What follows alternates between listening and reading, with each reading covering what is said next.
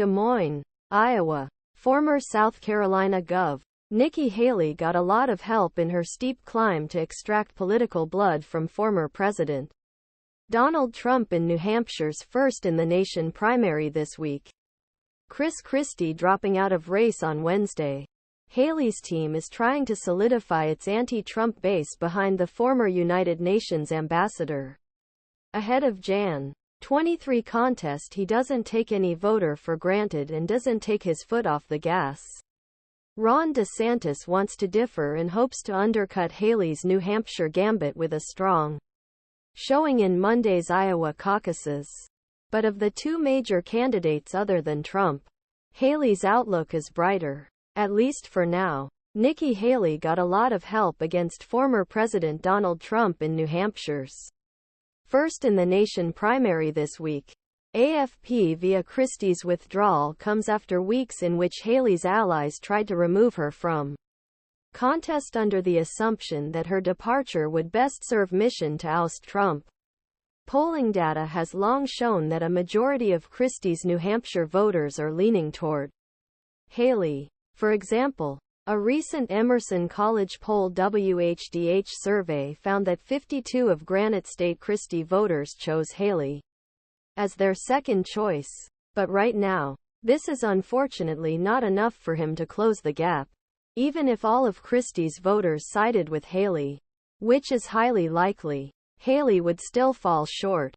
According to the RCP average, delusion can cause people to have crazy thoughts, Trump campaign spokesman Steven Cheung told the Post when asked about the possibility of Christie dropping out, pushing Haley to the top. There's no water under the bridge. Christie appears to share Cheung's perspective. At least if her hot mic comments ahead of her dropout announcement are any guide. Christie has made similar comments publicly, telling The View last week, "How insulting that you think my voters are going to immediately go over to Nikki Haley," even though she called Donald Trump the right president.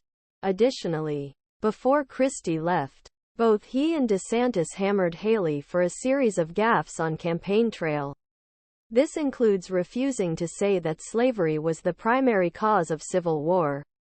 Christie has the highest unfavorable rating among Republican candidates in most polls, largely due to his vocal criticism of Trump.